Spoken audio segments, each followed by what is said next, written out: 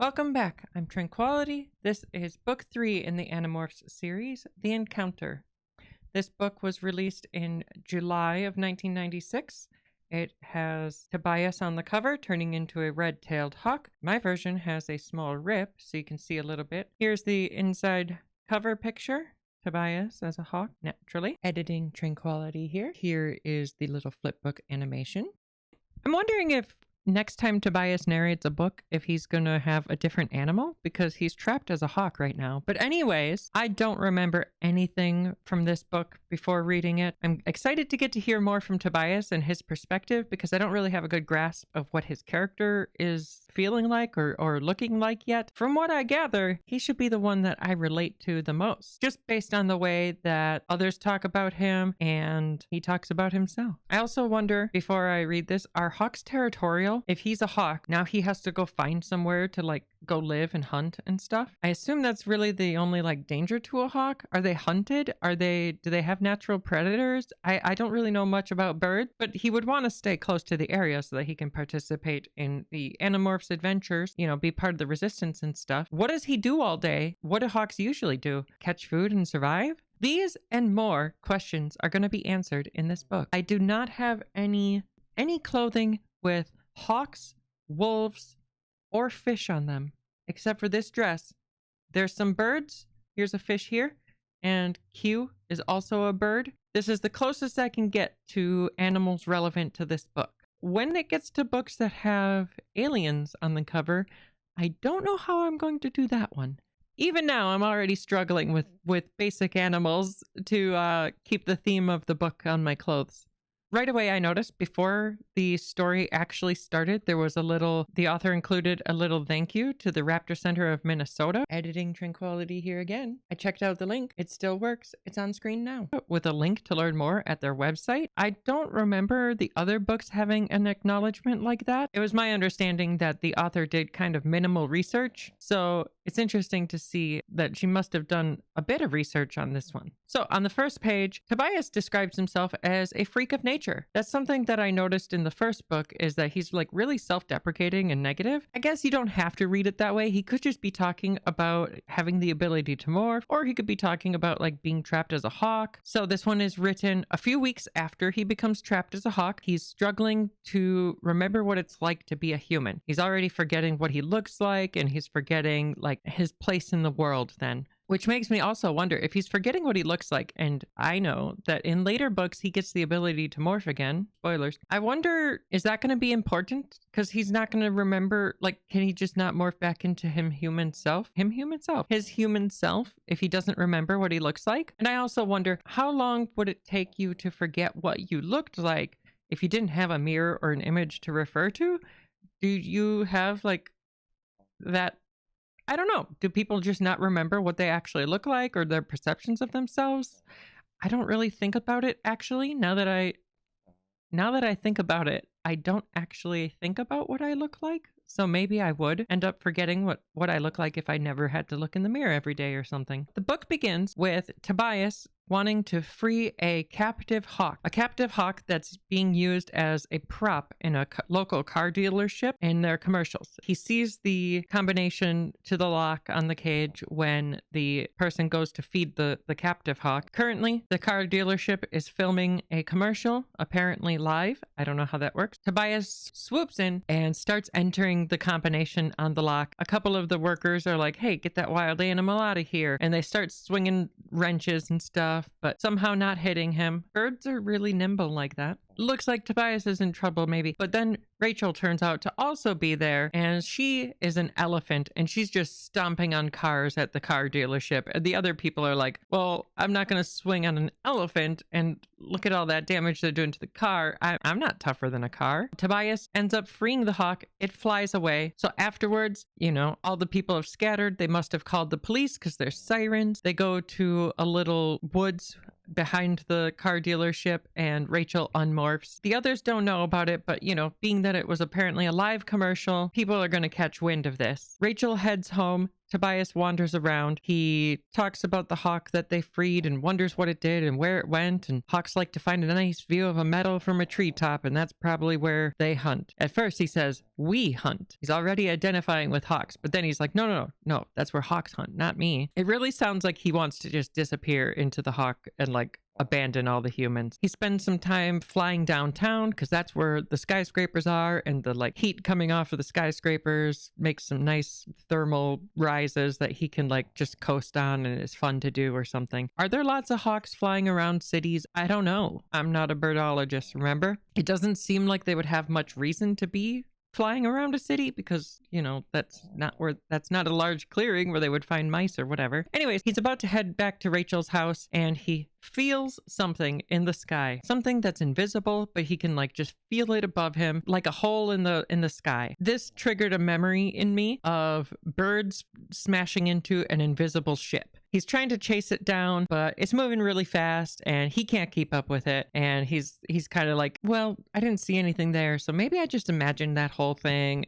But like, probably not, right? He also mentions that like it's just about sunset. It's sunset and the moon is coming out. Also made me stop and wonder. He's got hawk eyes. What does he see when he looks at the moon or the stars? Does he see like really good detail on the moon, like a stargazer? That would be really cool to just have like binocular vision and see like the moon. And he couldn't chase it down anymore. He's like, all right, whatever. Flies over to Rachel's house. That's where Jake, Marco, and Cassie already are. They are not happy that Rachel and Tobias did that little stint with the commercial. They had definitely heard about it. They're like, that's not very covert of us. And they're talking about how like they can't be responsible and stop every injustice and stuff like that. And Tobias is like going around the room and introducing each character as he sees them. Marco is abrasive and witty. Cassie is gentle and diplomatic. Jake is a natural leader and he has all the answers and courage, which is not how I perceived Jake in the first book. I just wonder if that's because Tobias's like perception of Jake, because Jake defended Tobias from bullies at school. Rachel is like pretty and a little bit of a hothead, and I think that there's a little thing between Rachel and Tobias,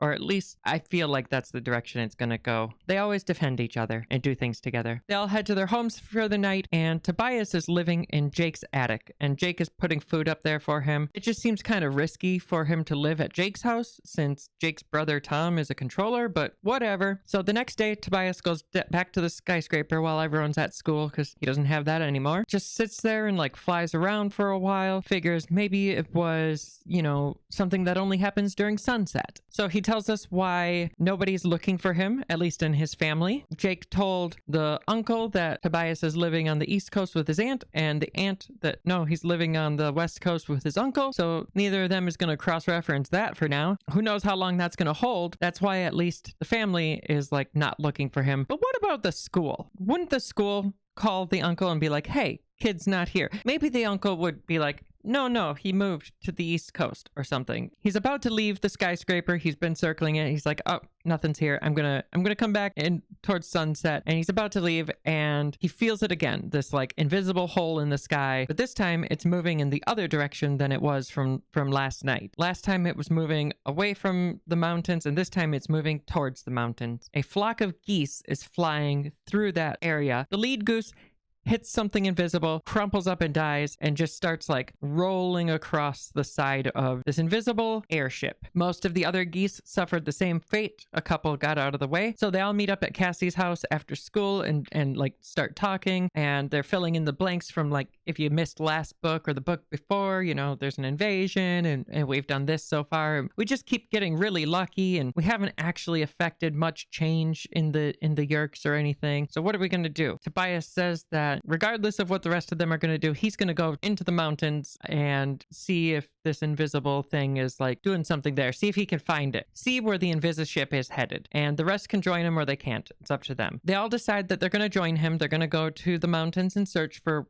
whatever this Invisiship is. They can't do that until after school, because if they all skip school at the same day, that's going to be kind of suspicious, because the assistant principal is a controller. That might alert the Yeerks, give them another data point. They were thinking, okay, we can just fly to the mountains, but Jake has a falcon morph, Rachel has a bald eagle morph, and Marco and Cassie have ospreys, and then Tobias as a hawk. Apparently, bird watchers would find that a little bit suspicious if all those different types of birds were kind of migrating together. Cassie's dad is recuperating a couple of wolves, and so they're going to try out that animal. Only one of them is going to get to be the male wolf, and the rest are going to be the female wolf. Isn't a lot of that alpha wolf stuff nonsense? I don't really know. Maybe not. Maybe there can only be one. They flipped a coin, and at least they did not let the human dominance stuff get in the way and did it fairly. Cassie morphs first to give them all a chance to like hear and see what it'll be like in case they get overwhelmed by the instincts. They know what to expect, that kind of thing. Pretty smart, not having them all just do it at once and like getting lost in the sauce. Just a small aside here. During all the morphing descriptions, it's never really described as like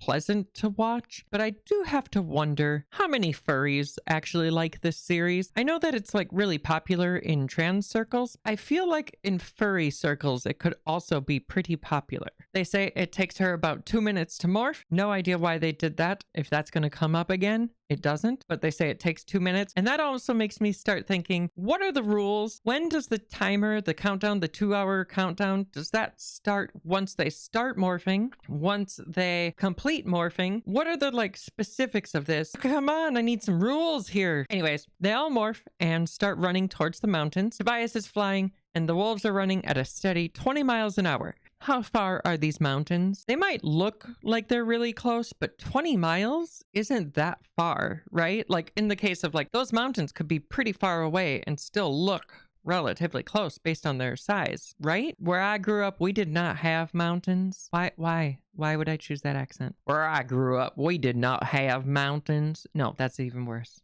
I grew up in a state that's flat. We didn't have mountains. They're running at 20 miles an hour. So even if they spend an hour to get there, that leaves them an hour to do reconnaissance. That's not very long, especially for like how big a mountainside is. And it's not helped by Jake having to take constant breaks to pee on things to mark them, because he's the male wolf and they've got to mark things. And they also take a random break to start howling, and they all just howl. Jake starts howling and the rest of them are like, yeah, it feels good to howl. Let me try. Oh, woo! Yeah, it feels all right. It feels pretty good. So Tobias is going to fly up a bit and like see if he can scope out the Invisiship. And he's thinking about how they're all wolves and wonders how cool it is, and the smell and the hearing. And maybe he'll ask them what it's like to be a wolf. And then he thinks maybe he could ask them what it's like to be a human. What? He was a human. He is a human inside. I don't know. Maybe he felt alienated from people before he was trapped as an animal, is what this amounts to. He's surveying and he sees a convoy of park ranger trucks. Park ranger. Well, okay, they say park ranger on the side, but like a convoy of trucks is kind of suspicious. They're driving around this nearby lake and they stop and they get out, and a whole bunch of guys with automatic rifles come out, and there's a couple of campers nearby in a tent and stuff, and they scare those people away. He also sees a couple of park ranger helicopters landing on the other side of the lake. On the other side of the lake, about a mile away. Out of that, Hork-Bajir come out. He saw the watch on one of the park rangers. He noted that the others have been in morph for about 1 hour. So apparently the lake area is about 20 miles away, because it's been about an hour of them running. He goes back into the woods to warn the others. He sees 5 wolves and he's like, all right. And he lands near them. I don't know why. Why would a bird land on the forest floor when it doesn't need to? And he's like, hey guys, what you doing? And then he realizes 5.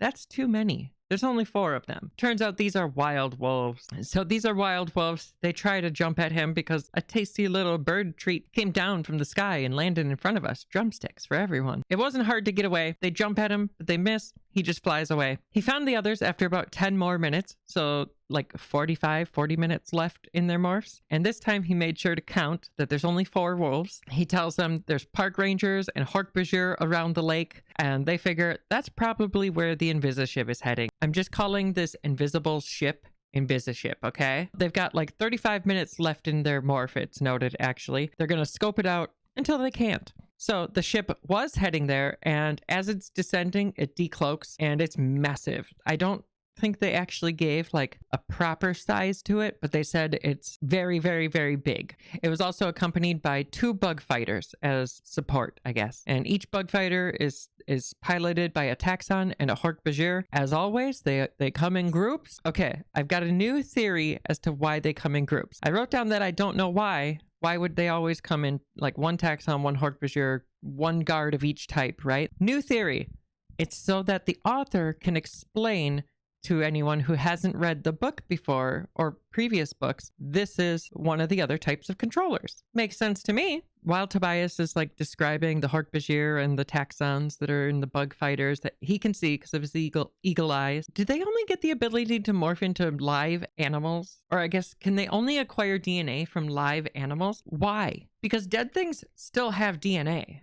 I think I thought of it because Tobias started thinking about like he can't understand why taxons would be willing hosts and like he never would, and like it made me think, are they going to morph into a taxon at some point and maybe it'll become clear why they would or what they actually think. And then I was thinking like, well, where would they get the DNA for a taxon? But they've killed a bunch already, so like do they need a live animal? But anyways, the big ship is descending. It sticks out a whole bunch of pipes into the lake and starts sucking up water. The Animorphs figure out that the Yeerks are most likely taking resources. They're taking water, and they also have like scoops on this ship to like grab air, and they're probably taking that back to the ship that's in orbit. And so maybe this supply ship comes in regularly and they can use that to their advantage. Tobias was flying a little bit ahead of everyone at this point. That's you know, that's why we see the bug fighters and stuff like that. Since Tobias is flying a little bit ahead, he decides to like fly back, tell everyone what he sees, rendezvous with everyone, and he sees the wolf people heading towards the wolves. Turns out that all the wolves, human and not, seem to be concerned about a dead rabbit between them. They're both like the wolf people and the wolves are like at a standoff with a rabbit in between them. Neither is willing to back down apparently. And so Tobias swoops in, grabs the rabbit. The human wolves get a chance to run away then. The wolves chase Tobias.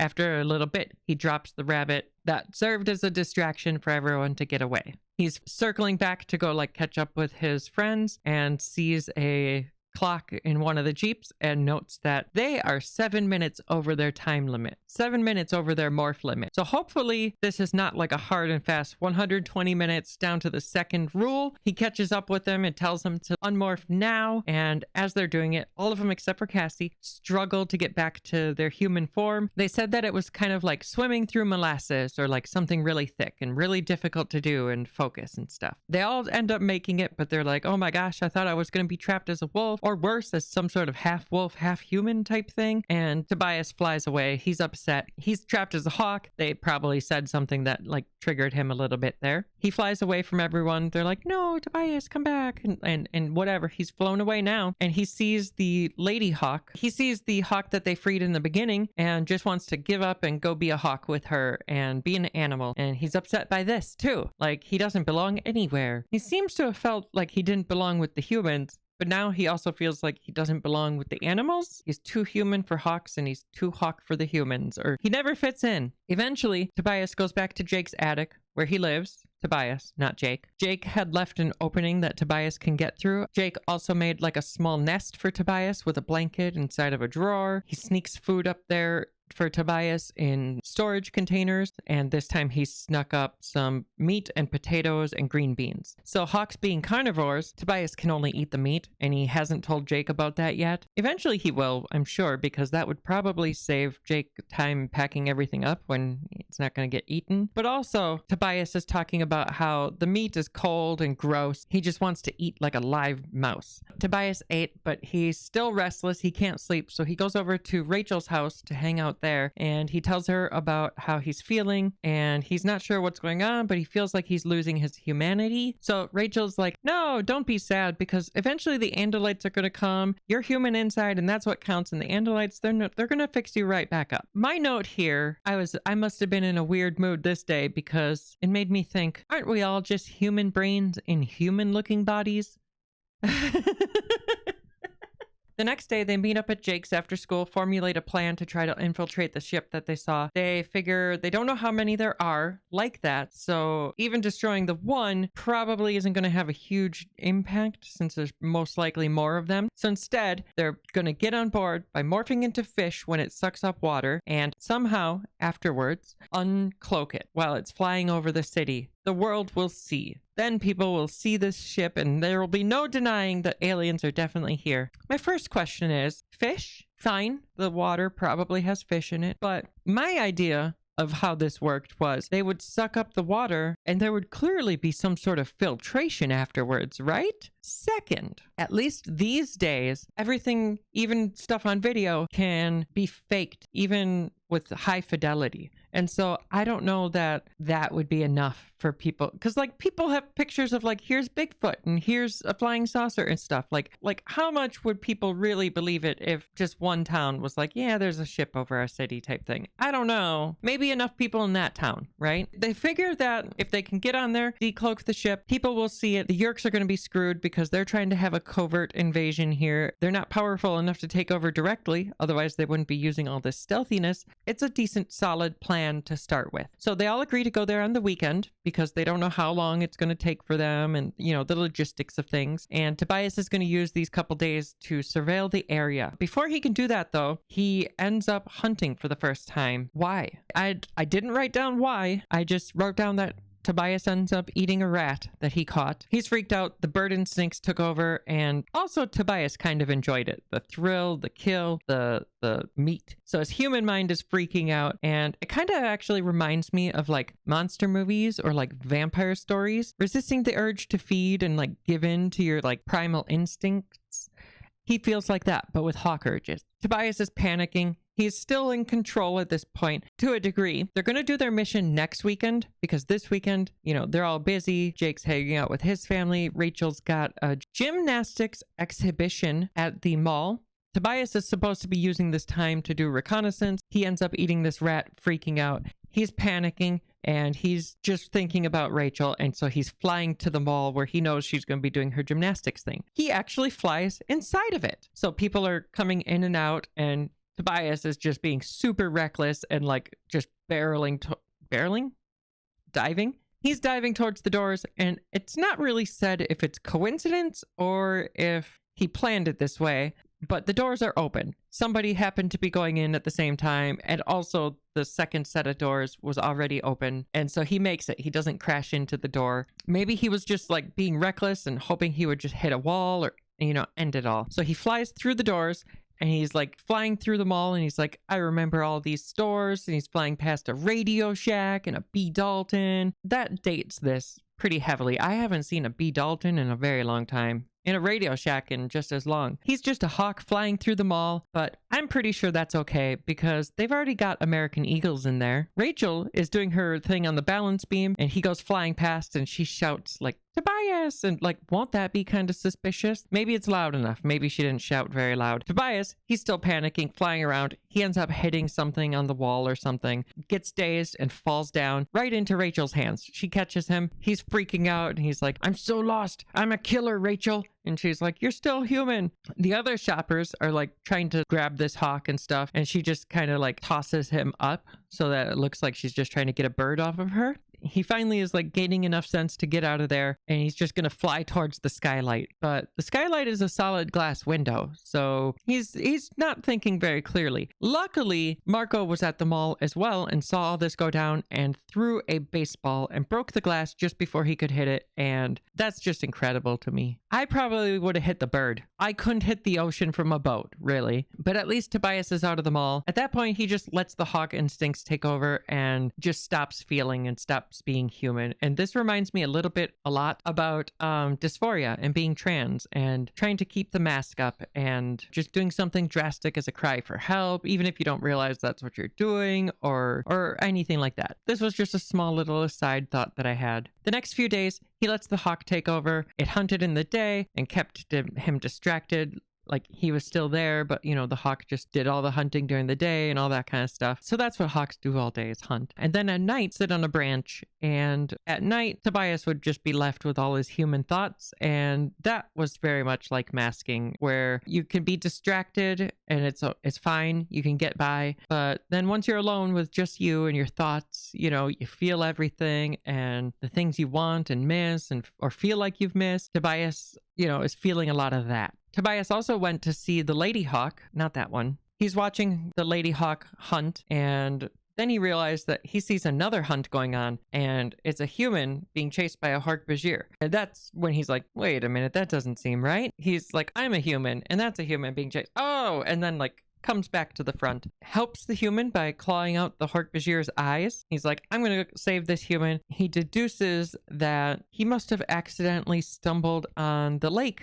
area, the lake surroundings, because that's where all the guards were clearing the area for the ship. What a coincidence that the lady hawk made her nesting area that lake area. It cuts from the scene of Tobias clawing out the harpagir and telling the guy to run or something. And he goes and sees Rachel and tells her about how he was just a hawk for a little bit and got away from it all. So apparently it was not the whole week, because the mission is happening tomorrow. They're all gonna go up into the weekend is tomorrow. And it's a good thing Tobias came back, because now he has this information to give them. So Tobias explains that he helped the guy escape by directing him with thought speech and explaining that he should probably keep quiet about what he saw, because if the Yeerks get wind of him, probably not gonna keep him alive. But again, why would they not keep him alive? That's a valid, that's a host, right? Why would they waste a host? After talking to Rachel, Tobias goes over to Jake's, talks about the plan happening tomorrow's weekend. They were going to do it without him. Early morning next day, they're all going to run over to the lake as wolves, and they're going to get there super early before the alien squad clears the area. And Rachel had made Tobias a little carrier with a lighter and a fishing hook and some fishing line and a tiny watch. That's a pretty good idea and cute. They get there and they spend the whole day fishing. Apparently none of these kids have ever fished before and thought that it would just be easy peasy. But eventually they catch a trout. They end up catching the fish just as the helicopters and jeep escorts are coming in the distance. And so their plan is to hide in a small cave nearby so that they're going to be close. They manage to get into this tiny cave. I've got questions. Presumably every day, the helicopters and the jeep, how are the Yeerks keeping this all under wraps? Helicopters take fuel, and you need to log flights with helicopters with the FAA or something, right? And how are they explaining all this? And the logistics of it is making me feel like it would hard to be kept off the book. But maybe not. Maybe just one guy high up enough is yeah, take the helicopter. We have fuel just sitting around for helicopters, just sitting there, and nobody notices it missing. For whatever reason, the Yeerks seem to have upped their security for today. There's 4 bug fighter escorts, and Visser 3's blade ship came down. This again, I was wondering, how many books is Visser not going to be in? Because there's really no need for Visser to be here, right? At this one cargo ship, this one supply ship, why is the Visser here? Here again, I think I'm realizing maybe this is so that if you don't know who the Visser is, this is an introduction to him in this book. But anyways, the controllers, the guards, they're just blasting everything that moves. A deer goes running by, they disintegrate it with their Dracon beams. Tobias was watching all this unfold while everyone was sitting in the cave waiting for the signal. He's like, guys, there's extra security today and the Visser's here too. And so they recapped the plan. They would have already known, but it's good for us that they did that, right? They were going to sneak towards the water's edge as humans and then morph into fish and slip into the water and then get sucked into the pipe. How were they going to get to the water? The guards, the guards clearing the area. I don't know. Since there's too much security now for the plan of sneaking past the security that already existed, they're going to morph in the cave into fish. So fish out of water here. And Tobias is going to grab them and drop them into the lake. He drops Cassie in first, and he notes that a harpagir saw him overhead. Wouldn't it be weird to see a hawk carrying a fish? Maybe, maybe not. They're aliens. They don't know that hawks don't carry fish to water. Tobias gets the others into the water. He's picking up Rachel from the cave. A controller unit is like, hey, there's a cave over here. We didn't notice this before. And they go to check it out, and they see a bird carrying a fish away, and they shoot at it with their Dracon beam, but they've got stormtrooper aims, so they didn't hit anything. Tobias drops Rachel off into the water, so all the kids are now fish in water, and they're gonna go get sucked up into the tube. So the fishy kids get sucked into the ship, and the tank that they get into happens to have a grate at the top. No filtration system to worry about, so that's good. Their plan is to unmorph when the water level gets high enough, and then let themselves out of the tank, and then morph into something more dangerous and uncloak the ship. They don't know the controls of the ship. They don't know how many controllers are on the ship. Even if they're not like guards per se, they would still be controllers that crew, right? There might be a ton of them. How are they going to get past all of this and decloak the ship? No notes. Tobias circles overhead as this all happens, that he can keep in the loop on things, basically. He sees that the controller unit that had noticed him at the cave with Rachel and shot at him is being brought before the Visser, and the Visser, he can't hear it, obviously, it's far away, but the Visser kills that Hork-Bajir. Then the Visser is, pointing up at the sky. So he deduces that they said there was a bird. And look, here's a bird flying around. And also, a bird helped that human get away the other day that was in this area. And there was that bird on that commercial, remember? But anyways, this was the point where I realized why the hawk that was freed in the beginning keeps coming up in the book. Because it came up 3 or 4 or 5 times at this point in different ways. And I was like, oh, they're going to kill that hawk. They're going to kill that one thinking it's Tobias, but it's not going to be. The Yeerks are just going around blasting all the birds they see, shooting them all down. They shoot at Tobias, but he dodges, and he lands on the water spaceship. They won't fire while he's there because, you don't want to shoot at your ship. And so the bug fighters are just circling around, and the Visser's ship is hovering nearby and taunting Tobias. He's like, you're trapped, Andalite. I got you now.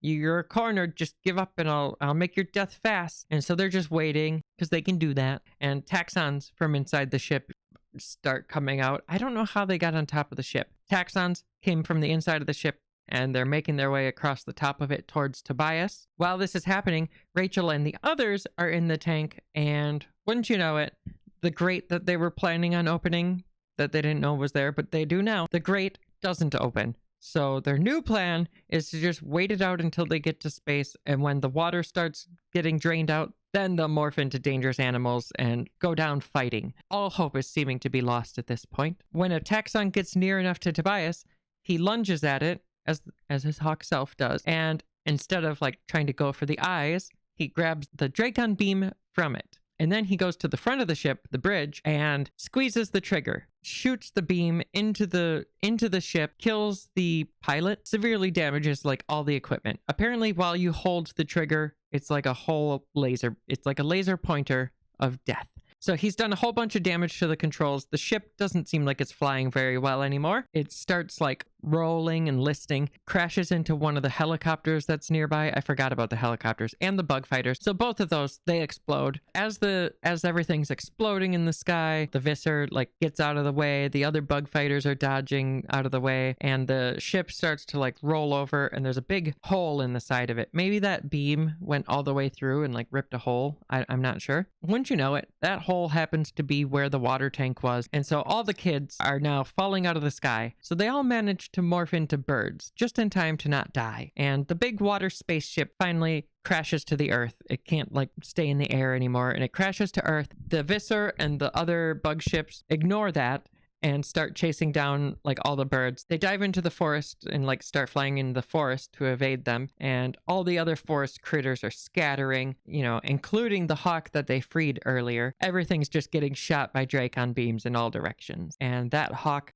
loses a wing, and so that hawk goes down. It's also stated that the big ship, it crashed into the ground. The Yeerks, they just shot their Dracon beams at it. Every trace of it that was left over is no more. Their plan on making it visible to the world is no more. Surely there will be some smoke though, right? And some fires in the forest? Wouldn't that alert people to something? Maybe not. Maybe not. They would just think that a camper had left a fire burning or something. The kids survived. They took out the tanker, basically, and a bug ship. Everything is back to the status quo of where we were. Tobias meets up at Rachel's house, and she's like, we should go find the Lady Hawk and bury her. And he's like, nah, circle of life, and she's dead, and something's food now, so something's probably eaten her. He ends the book by flying away and saying that he is human and he is Hawk. So he's basically embracing all the different facets of himself at this point. And that's the end of the book. Thoughts? I mean, you got most of my thoughts as this video was going. I definitely think Tobias should be the character that I relate to the most, and I have no idea why I did not remember most of like Tobias's personality or any of that kind of stuff, if it should be the most relatable to me. This book didn't really have any questions answered. I guess it raises more questions for me. I guess it introduced that the Yeerks are siphoning resources off of Earth to bring to space. To what end? I'm not entirely sure. I guess that means that they can't make their own water and make their own air. We don't know how many of these cargo ships are like around, but there's one less now. There's at least another survivor of the Yeerks, or at least somebody who's seen aliens, but they're probably not going to talk about it. It's nice that Tobias is like accepting of himself now. I'm sure he'll stop eating Jake's food and start hunting and being more hawky. The kids, they take really wild risks in like freeing a hawk from a car dealership. Stuff like that I think it's got to catch up with them at some point, right? They can't just keep getting lucky like that. As I said earlier, a lot of the aliens that get introduced, they're introduced in every book, and I feel like that's probably so that if you haven't read previous books, you get the whole introduction to everything that exists at this point. I wonder at some point if there's going to be too much to recap on and not enough space for story afterwards. This book was also like pretty short. It doesn't feel like a lot happened. This is the first book that Visser did not morph into some big creature. So we got that going for us. I don't feel like I have any more thoughts to give on this. If you think that I missed anything or you want to leave me a comment and say, what about this thing? Feel free to do that, or any thoughts you might have, things that you might want me to include. Feel free to subscribe. For every person who subscribes, my number of subscribers goes up by 1. Thank you for listening, and I'll see you next time.